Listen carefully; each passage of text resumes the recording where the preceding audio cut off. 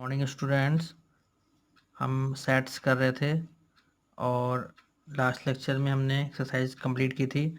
आज हम miscellaneous exercise करेंगे। फर्स्ट क्वेश्चन देखते हैं। Decide among the following sets which set are subsets of one and other. A की वैल्यू गिवन है, बी की वैल्यू, सी की वैल्यू, डी की गिवन है। इसमें बताना है कि कौन किसका सबसेट है। अब ए तो गिवन इस फॉर्म में x such that x belongs to real number, x satisfy the equation. तो ये इक्वेशन दे रखी है quadratic equation x square minus 8x plus 12 equal to 0। तो इसको सॉल्व करके जो वैल्यू आएगी वो ए की वैल्यू होगी, बी की गिवन है, सी की गिवन है, डी की गिवन है। फिर उसके बाद देखते हैं कौन किसका सबसेट है। तो पहले करते हैं इसको।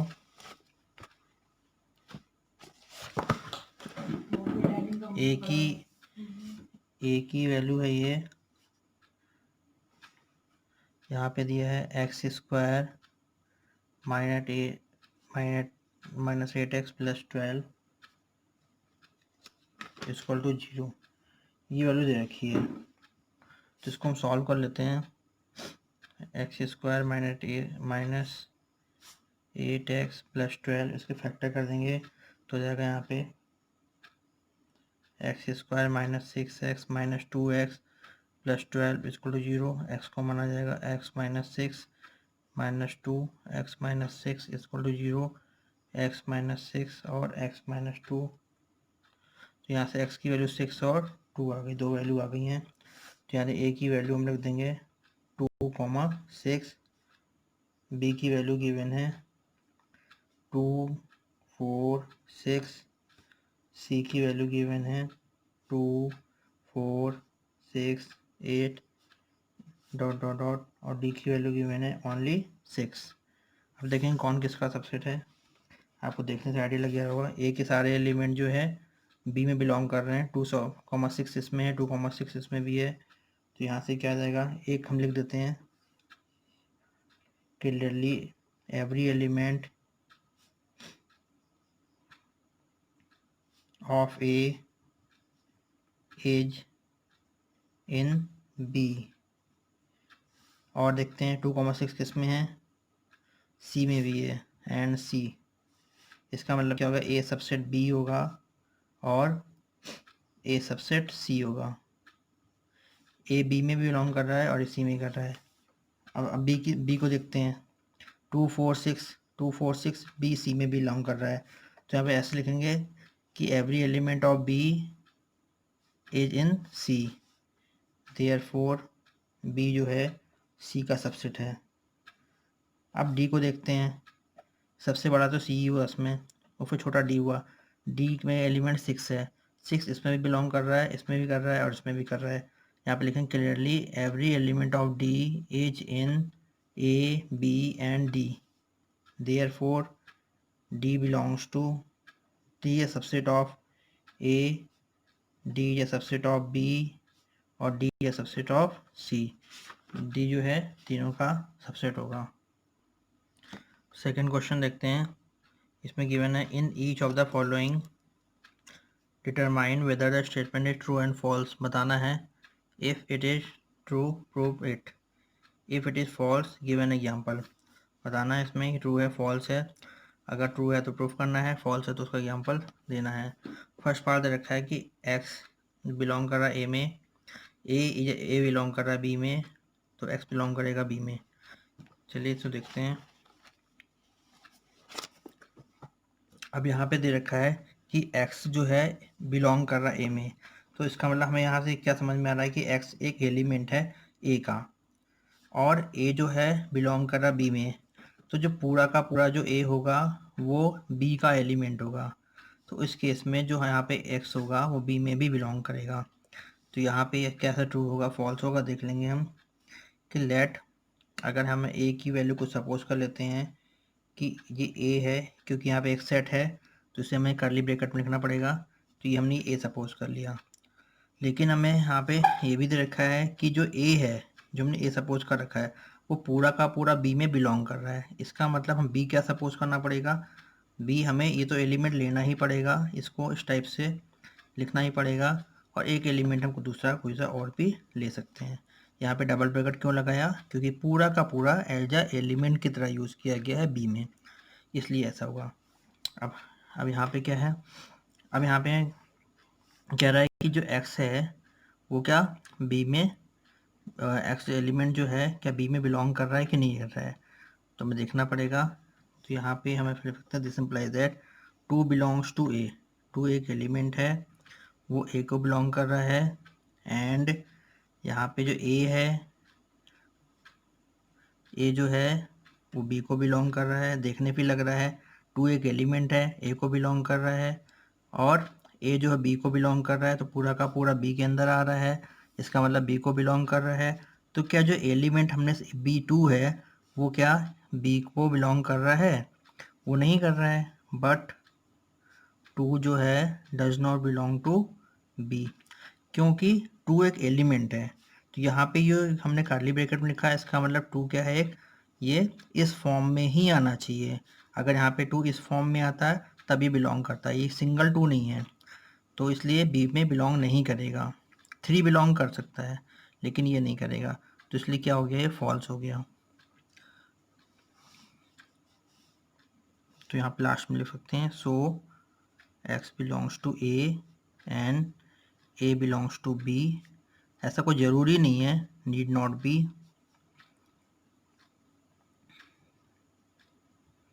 नीड नॉट इम्प्लाई कि that x belongs to b। ऐसा कोई ज़रूरी नहीं है कि x जो है b में बिलोंग करे। तो इसका आंसर लास्ट फाइनल आंसर क्या हो जाएगा, फॉल्स। ये आंसर हो गया।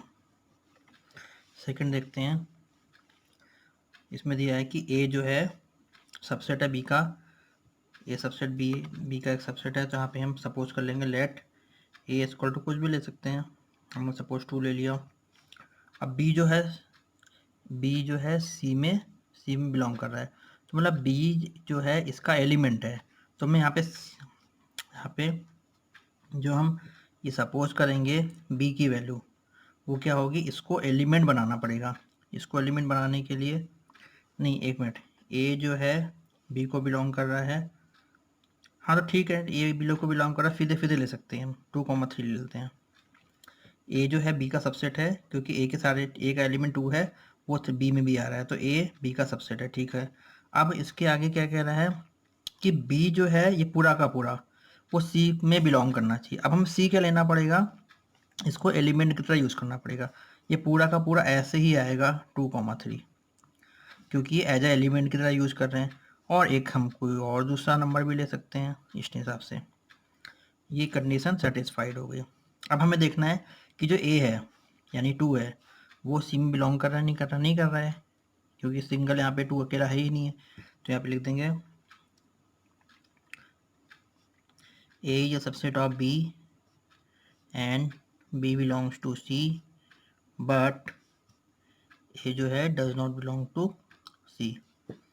तो ए लिख देंगे ऊपर कि ऐसा ज़रूरी नहीं है, A subset of B and b belongs to c need not imply that कि a c को बिलोंग करे। इसका आंसर क्या हो जाएगा, फॉल्स। थर्ड पार्ट देखते हैं। थर्ड पार्ट है कि a सबसेट है b का, b सबसेट है c का, तो क्या a सबसेट c का भी होगा।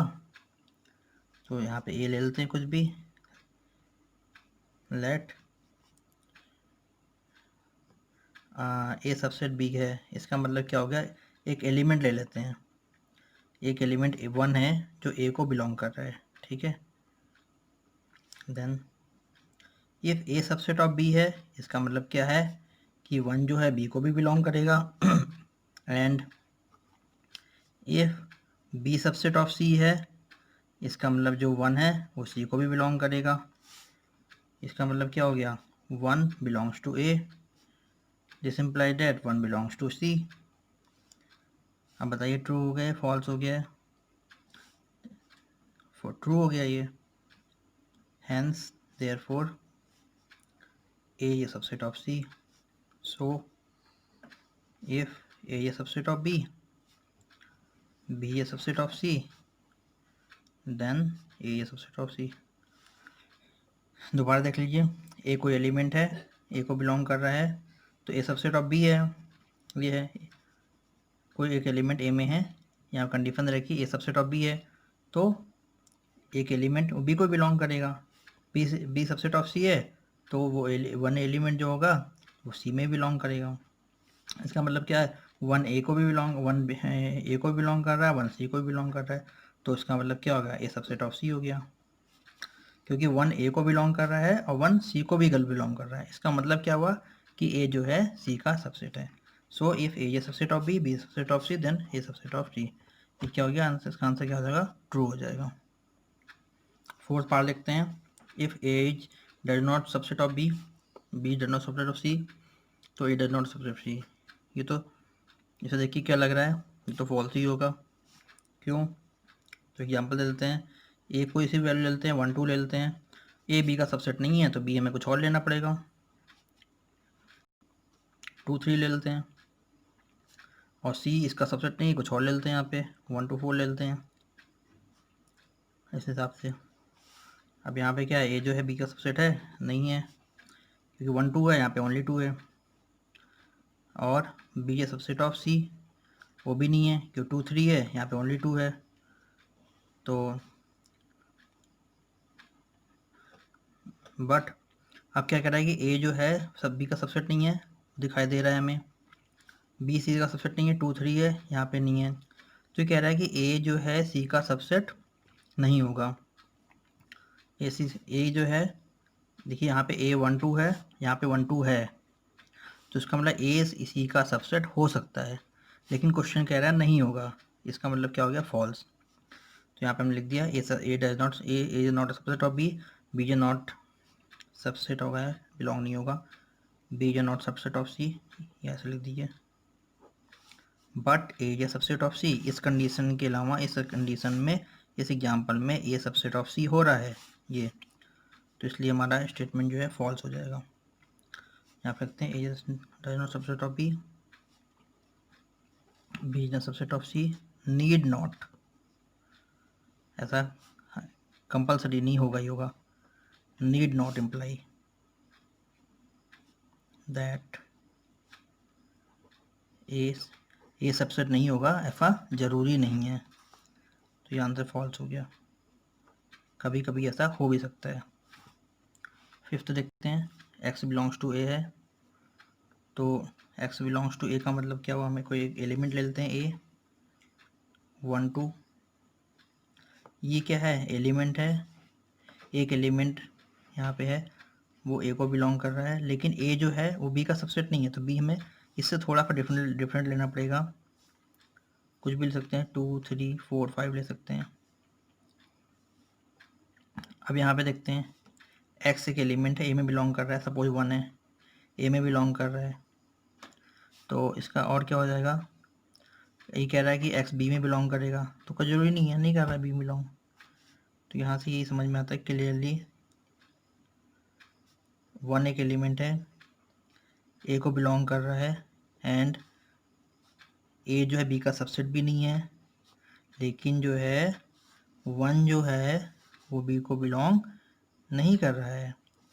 क्वेश्चन कह रहा है कि एक एलिमेंट है, एक्स क्या एलिमेंट, 1 ए को बिलोंग कर रहा है, ए सबसेट ऑफ बी नहीं है, तो एक्स जो है बी को बिलोंग करेगा, श्योर करेगा। लेकिन इस एग्जाम्पल के अकॉर्डिंग देखिए कि एक हमने सेट ले रखा है 1 2, इसका एक एलिमेंट 1 ही ले लेते हैं, 1 जो है ए को बिलोंग कर रहा है, ये कंडीशन सेटिस्फाइड हो गई, ए बी का सबसेट नहीं है, 1 2 इसमें नहीं आ रहा है, ये कंडीशन भी सेटिस्फाइड हो गई, लेकिन x बिलोंग्स टू बी करेगा, हमने एलिमेंट यहाँ पे 1 लिया है, 1 इसके अंदर नहीं है, तो ये कंडीशन सेटिस्फाइड नहीं होगी, मतलब ऐसा ज़रूरी नहीं है कि ऐसा हो, तो यहाँ लिख देंगे hence x belongs to A and A is subset of, A is not a subset of B, need not imply that x belongs to b, ये हो जाएगा। हाँ, लेकिन अगर जो है x बिलोंग्स टू नहीं करेगा b को, तो एक्स ए को भी बिलोंग नहीं करेगा, ये हो जाएगा।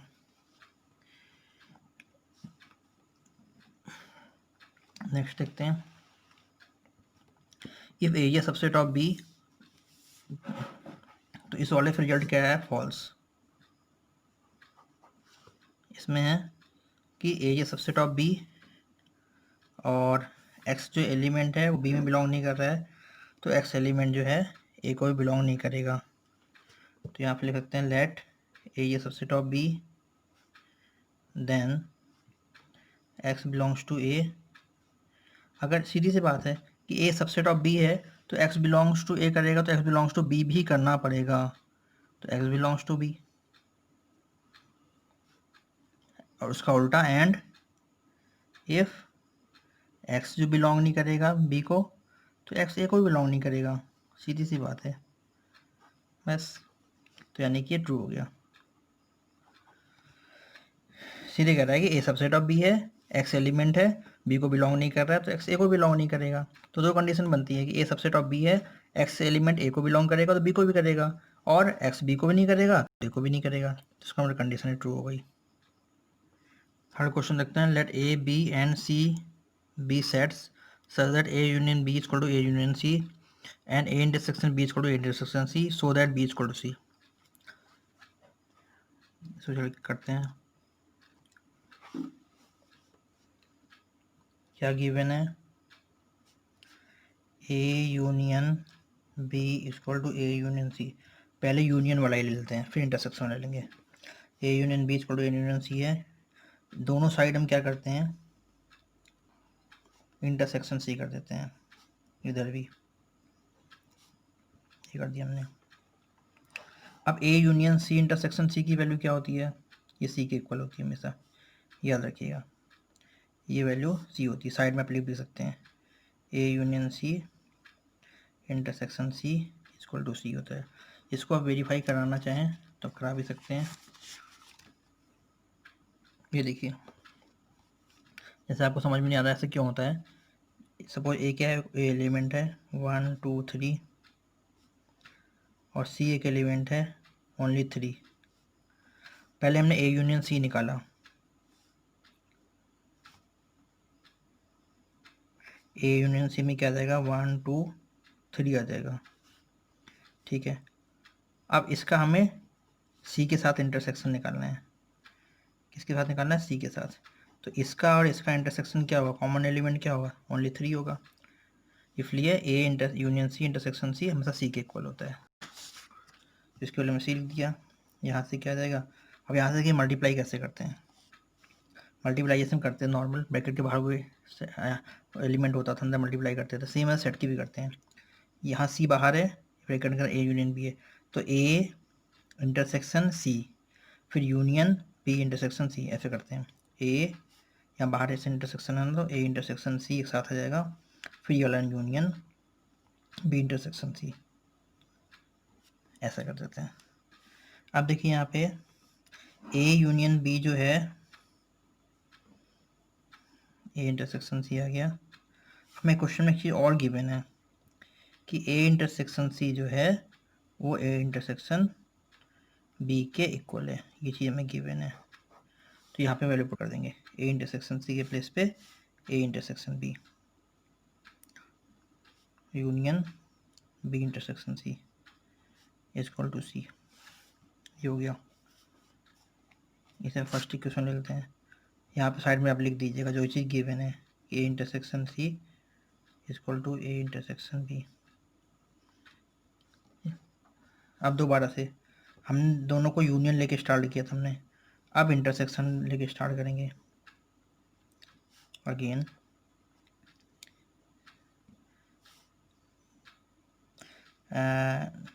हमें एक्चुअली हाँ ये लिया था ना, ये ले लेते हैं। हमने C के साथ किया था इंटरसेक्शन, अब B के साथ करेंगे, क्योंकि ये अगर लेफ्ट हैंड साइड इसमें भी आ जाता है इक्वल टू B आ जाता है तो ये दोनों इक्वल हो जाएंगे B और C।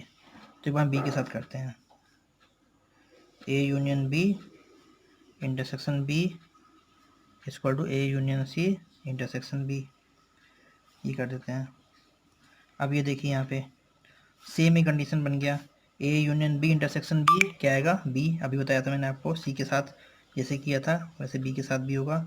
और यहाँ से क्या होगा, इसका इसके साथ ए इंटरसेक्शन बी, बीच में यूनियन सी इंटरसेक्शन बी। अब बी इंटरसेक्शन सी जो है इसको हम थोड़ा सा अरेंज करके लिख देंगे, A intersection B union B intersection C हो जाएगा ये हमारी बन गई सेकेंड इक्वेशन। अब फ्रॉम फर्स्ट एंड सेकेंड को देखिए, इसका ये देखिए A intersection B union B intersection C, इधर भी वही है A intersection B union B intersection C. ये दोनों पार्ट दोनों के इक्वल हो गए, यानी कि सी और बी इक्वल हो जाएंगे। From first and second B equal to C, ये प्रूफ हो गया। थर्ड क्वेश्चन तक हो चुका है, नेक्स्ट लेक्चर में हम फोर्थ क्वेश्चन से करेंगे। Thank you.